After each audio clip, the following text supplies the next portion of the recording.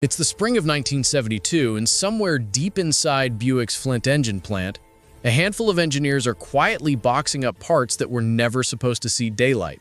A set of Stage 2 cylinder heads with massive 2.125-inch intake valves, a roller cam that looks like it belongs in a pro-stock drag car, and a forged steel crank that can spin to 7,000 RPM without turning itself into shrapnel. On paper, every one of those crates is stamped service replacement only, but the men handling them know better. They're burying a monster, the Buick 455 Stage 2, an engine that, in full race trim, was already cracking the 600 horsepower barrier when the factory was still telling the world the hottest GSX made 360.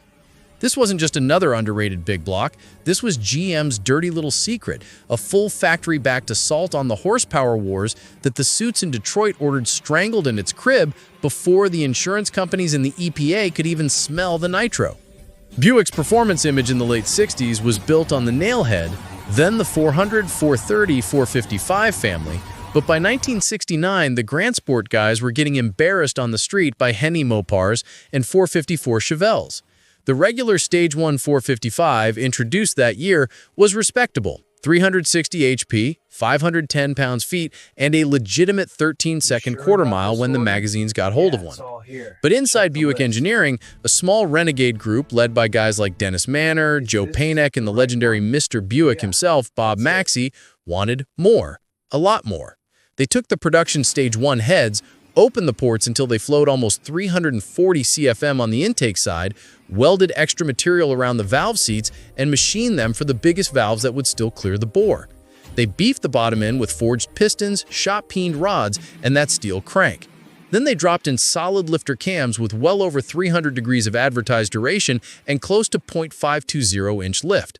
The result, when it first hit the dyno at Kenny Bell in late 1971, was staggering. 605 horsepower and 578 pound-feet on pump gas with a single four-barrel, numbers that still make jaws drop half a century later. Word spread fast in the back channels. Racers like Dandy Dick Landy and the Kansas City-based GS Club guys started getting mysterious brown-wrapped boxes from Flint marked off-road only.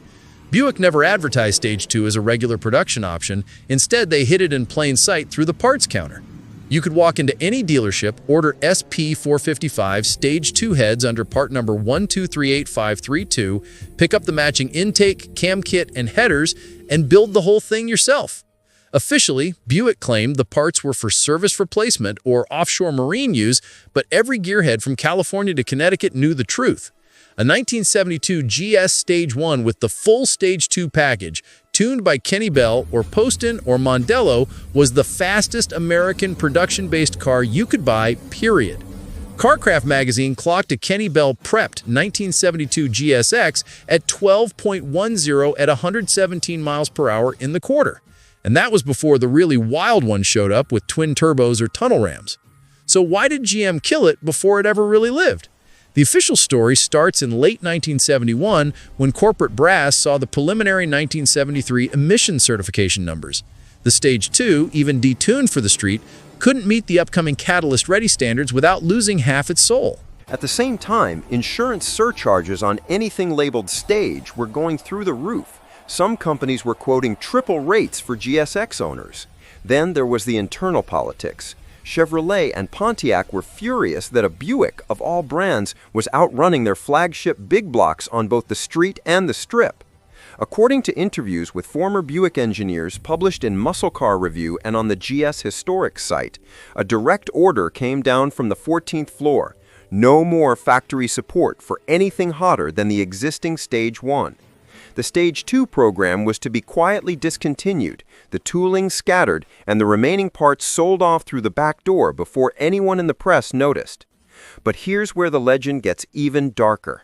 Hundreds of complete Stage 2 short blocks and dozens of crate engines were reportedly built in 1972-73 and then deliberately destroyed, crushed, or buried to avoid liability.